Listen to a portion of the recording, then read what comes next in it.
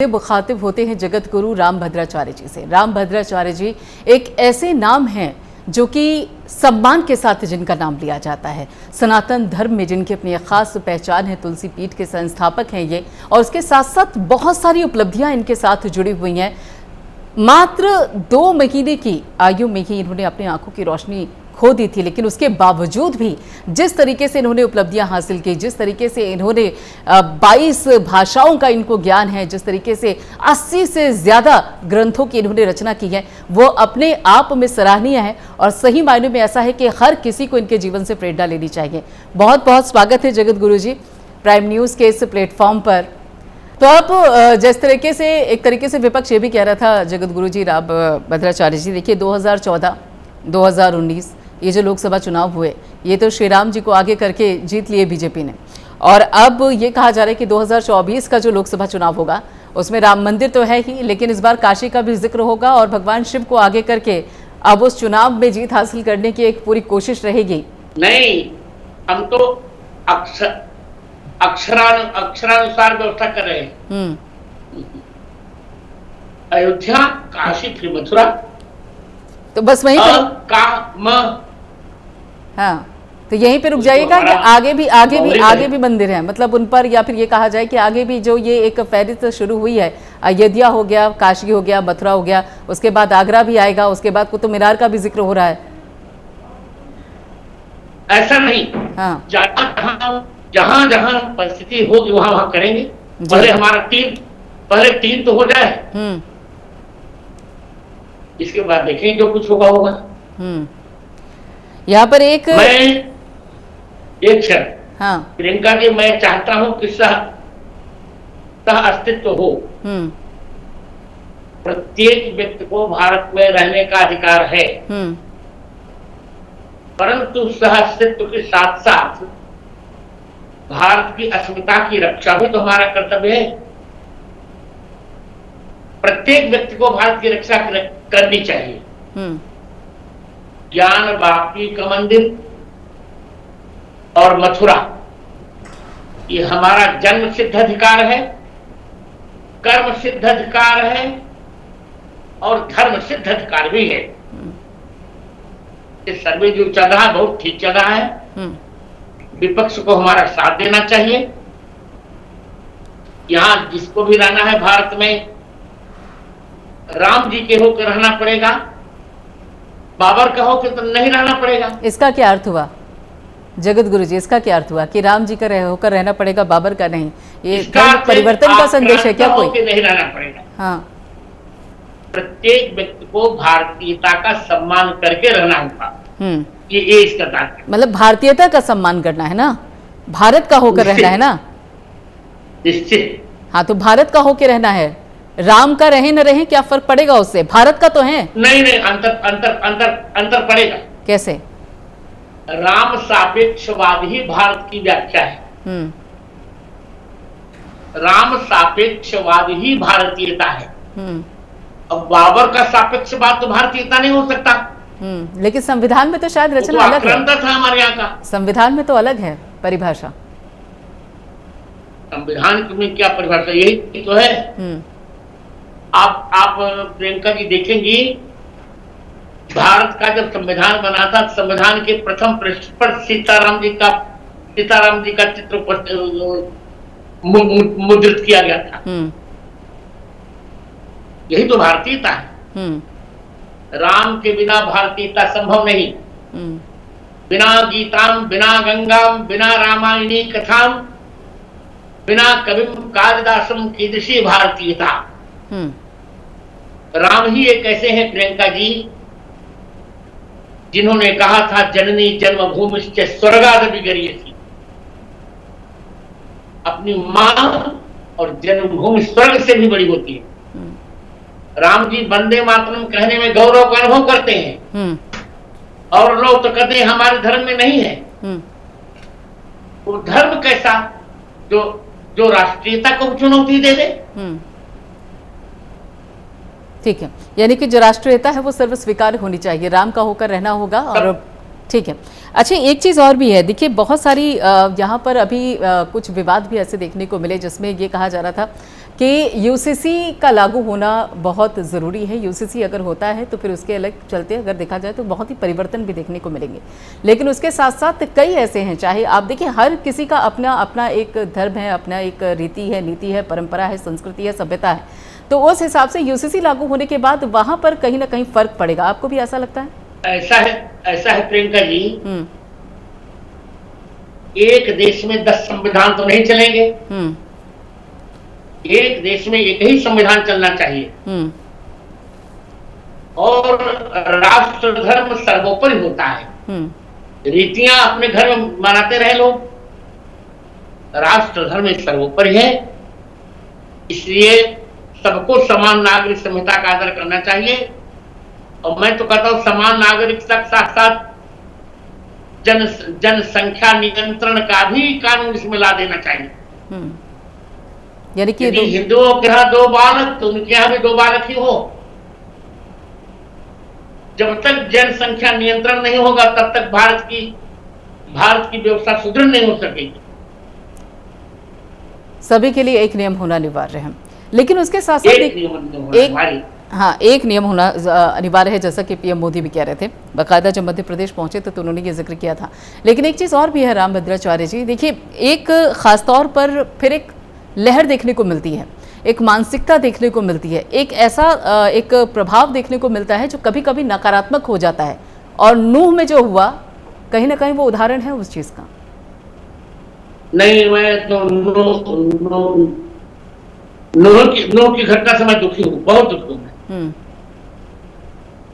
तो आपको ये लगता है कि कहीं ना कहीं ज्ञान अधूरा है, जिसके चलते इस तरीके की हिंसा, इस तरीके की जो स्थिति है वो देखने को मिलती है? देखिए, मैं बहुत विनम्रता से कहने जा रहा हूँ, हमारे हिंदुओं का ज्ञान कभी अधूरा नहीं है।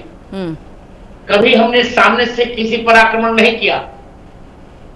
पूरे इतिहास को देख लिया जाए, प्रारंभ से लेकर अब तक आक्रमण हम पर किए गए, हमने आक्रमण नहीं किए। हाँ, पहले आक्रमणों का प्रतिकार नहीं होता था, अब हम प्रतिकार कर रहे हैं। उसके हमारा ज्ञान अधूरा कभी नहीं रहा। ठीक है, अखंड भारत की भी बात हो रही है। तो कहते माहिंसा सर्वभूतानि, अखंड भारत की भी बात हो रही है रामभद्राचार्य जी। पड़ोसी मुल्कों को भी साथ लाने की तैयारी है क्या? और उसके चलते कहा जा रहा है कि पड़ोसी मुल्कों में भी थोड़ी सी अब हलचल है कि ये अखंड भारत क्या है, क्योंकि अगर देखा जाए तो जो नया भवन बना है संसद का, वहां पर अखंड भारत को लेकर भी एक मानचित्र रखा गया है, जिसके चलते अखंड भारत का सुनिए। हाँ, अखंड भारत का अर्थ है गोमुख से गंगा सागर तक, कश्मीर से कन्याकुमारी तक हमारा भारत एक है। जो कश्मीर पाक अधिकृत किया गया वो भी हमको मिलना चाहिए, यही अखंड भारत। लेकिन फिर इसके साथ जो अंतर्राष्ट्रीय संबंध है वहां असर नहीं पड़ेगा क्या? नहीं, हमारा वो तो कश्मीर तो हमारा है, ये अंतर्राष्ट्रीय संबंध थोड़ा था। इसीलिए हमारी जमीन भांसिया लिया हो, अब हम अपनी जमीन तो मांग रहे हैं, उनसे उनकी जमीन तो हम नहीं मांग रहे। अखंड भारत का यही पारिभाषिक रूप है। समुद्रीव गांभीर्य धैर्य हिमालय, समुद्र से लेकर हिमालय पर्यंत हमारा अखंड भारत है। कश्मीर से कन्याकुमारी तक, गोमुख से गंगा सागर तक हमारा भारत है।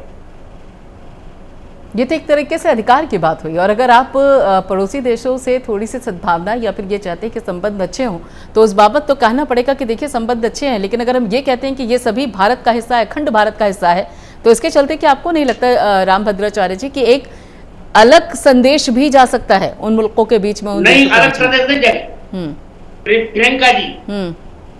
अधिकार खोकर बैठ रहना यह महादुष्कर्म है। न्यायार्थ अपने बंधु को भी धर्म दंड देना धर्म है। भारत की 1 इंच भी किसी को देने के पक्ष में हम नहीं है। कश्मीर पूरा हमारा था और हमारा ही उसे रहना चाहिए। ठीक है, आपने कहा कि सभी का सम्मान होना चाहिए और सभी सह अस्तित्व में सनातन धर्म यकीन करता है, विश्वास सनातन धर्म का है सह अस्तित्व। सह अस्तित्व का सुना जाए, सह अस्तित्व की परिभाषा है स्वयं जियो और दूसरों को जीने दो। तो फिर इस परिभाषा के साथ आप अपने अधिकार का सम्मान कीजिए, हमको भी अपने अधिकार का सम्मान करने दीजिए। ठीक है, लेकिन रामभद्राचार्य थोड़े कि हम राम सुनिए, ये थोड़े कि हम रामनवमी का जुलूस निकालें, रामनवमी के जुलूस पर आप गोली चला दीजिए। हम मंदिर जाएं, उसमें आप हमारे पर बम विस्फोट कर दीजिए। ये तो कोई बात नहीं हुई। ठीक है, लेकिन रामभद्राचार्य जी, अगर ये एक तरीके से अवधारणा है या फिर ये मानना है, ये स्वीकार्यता है कि देखिए सह अस्तित्व पे हम यकीन करते हैं, हम विश्वास करते हैं, सभी को साथ रहना चाहिए, मिलजुल के रहना चाहिए, एक दूसरे का सम्मान करना चाहिए, तो फिर ऐसे में हिंदू राष्ट्र की क्या जरूरत है? भारत अपने आप में सक्षम है, सभी तरीके के लोगों को अपनाने पर भारत सक्षम है, फिर हिंदू राष्ट्र की क्यों जरूरत पड़ रही है? ये कहलाने की क्यों जरूरत पड़ रही है? हिंदू राष्ट्र की इसलिए आवश्यकता है, हिंदू में ही ये अवधारणा है जहां वसुधैव कुटुंबकम कहा जा रहा है। हिंदू राष्ट्र की अवधारणा है जहां ये कहा जा रहा है कि हिमालय के समान स्थिरता होनी चाहिए और इंद्र माने चंद्रमा के समान शीतलता होनी चाहिए। हिंदू शब्द भारतीयता का पर्यायवाची है। ज्ञानव्यापी को लेकर कहा जा रहा है कि देखिए चाहे आप कुछ भी ढूंढिए, जो दूसरा पक्ष उसका कहना यह है कि फव्वारा वहां पे रहा है जिसे शिवलिंग बताया जा रहा है, उसके साथ वो ये भी कह रहे हैं रामभद्राचार्य जी कि वो बौद्ध मठ भी तो हो सकते हैं, वो ये भी कह रहे हैं। ऐसे में तो फिर कल को सभी आकर दावे करने लगेंगे, अपना अपना दावा ठोकने लगेंगे। नहीं, शिवलिंग वहां पे है, यह प्रामाणिक है और कुछ नहीं है वहां पर। शिवलिंग है, डमरू है, त्रिशूल है और मुसलमान बंधुओं को चाहिए हर धर्मिता छोड़कर हमारी ज्ञानवापी हमें दें, निरर्थक विवाद नहीं करना चाहिए। लेकिन अगर ज्ञानव्यापी के सही मायनों पे परिभाषा देखी जाए तो वो क्या है जगतगुरु रामभद्राचार्य जी? क्योंकि आपकी कई बातें मैंने सुनी कि आपने कहा कि वो तो ज्ञान का, शिक्षा का प्रपिता जो। हाँ जी, ज्ञानवापी का तात्पर्य है एक शिव जी ने ज्ञान का कुआं बना रखा था, जो ज्ञान के उस कुएं से जल पीता था वो प्रतिभा संपन्न होता था। इसी जल को पिया था आजाद चंद्रशेखर ने, इसी जल को पिया था स्वयं मैंने, अर्थात इसको मस्जिद का रूप दे दिया गया। बाकी माने कुआं, ज्ञान का कुआं, ये तो हमारी प्रतिभा का पुंज है, उस पर चुनौती नहीं देनी चाहिए, वहां पे चुनौती नहीं होनी चाहिए। लेकिन स्वामी प्रसाद मौर्य तो अलग बात कहते हैं, वो तो कहते हैं कि देखिए आप एक बार बद्री विशाल भी जाकर देख लीजिए तो वहां पर आपको अगर तह पहुंचेंगे, इतिहास पढ़ेंगे उसका, तो वहां पर बहुत सारी चीजें आपको भी अलग मिलेंगी। उनको स्वामी प्रसाद मौर्य को तो देखिए भारतीयता के संबंध कुछ भी ज्ञान नहीं है और पूरे के पूरे बौखला गए हैं, पराजित हो चुके हैं, इससे उनकी बात का कोई प्रामाण्य नहीं रहा। मैं तो कहूंगा उनको वो पूर्ण रूप से सठिया गए।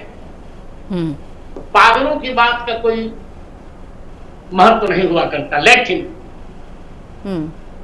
लेकिन आप उनकी तो मानेंगे ना, जो संघ प्रमुख है वो कहते हैं मोहन भागवत जी के, देखिए हर एक मस्जिद में शिवलिंग ढूंढना ठीक नहीं है। शिवलिंग है ही नहीं, शिवलिंग मस्जिद में नहीं है, शिवलिंग मंदिर में नहीं। तो उन्होंने कहा ना कि हर एक मस्जिद में शिवलिंग ढूंढना ठीक नहीं है, भागवत जी के शब्द हैं। नहीं, मेरी बात सुनी जाए। हाँ। जहां शिवलिंग तोड़ करके मंदिर बनाया गया, मस्जिद बनाई गई, वहां तो हमको ढूंढना ही होगा। वहां पर हमारा शिवलिंग शाश्वत है। हाँ। उसको मंदिर को तोड़ करके इन लोगों ने मस्जिद बना डाली है। हमने तो कभी इनकी मस्जिद को तोड़कर मंदिर नहीं बनाया। यदि सहिष्णुता की बात की जाए, ये मक्के प्राप्त करने का इनकी अनुमति है। लेकिन जहां जिस तरीके से फिलहाल एक तरीका देखा जाए, ये कहा जा रहा है रामभद्राचार्य जी कि हर जगह एक इसके चलते विवाद खड़े हो जाते हैं, एक इसके चलते झगड़े शुरू हो जाते हैं, कहीं ना कहीं दो लोगों के बीच में फिर एक ऐसी दूरी आ जाती है कि वो साथ नहीं आ पाते हैं। और जब हमारा धर्म, सनातन धर्म ये कहता है कि सभी को साथ लेकर चलने की जरूरत है, तो फिर ऐसे में फिर विवाद क्यों खड़ा होता है?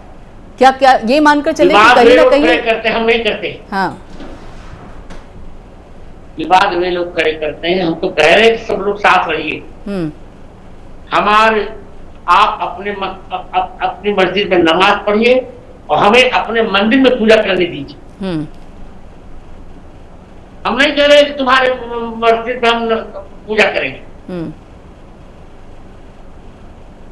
इसे प्रत्येक व्यक्ति को अपने अपने धर्म का पालन करना चाहिए। ठीक है। यहाँ शांतनु शुक्ला जी को मीडिया सलाहकार बनाया गया है जगत गुरु रामभद्राचार्य जी, उसके जरिए भी किसी तरीके का संदेश देने की कोशिश है क्या? हमारा मन, हमने उत्तराधिकारी नियुक्त किया, मीडिया सलाहकार, मीडिया प्रभारी नियुक्त किया, सोशल मीडिया प्रभारी, तो हमारी स्वतंत्रता है नहीं। तो वो आपकी इच्छा, हमारा मन अच्छा लड़का है, काम अच्छा कर रहा है, इस वजह से वो ये इसके योग्य आप उनको मानते हैं। चलिए, बहुत बहुत शुक्रिया जगत गुरु रामभद्राचार्य जी हमसे जुड़ने के लिए और इतने बेबाक तरीके से सभी सवालों का जवाब देने के लिए।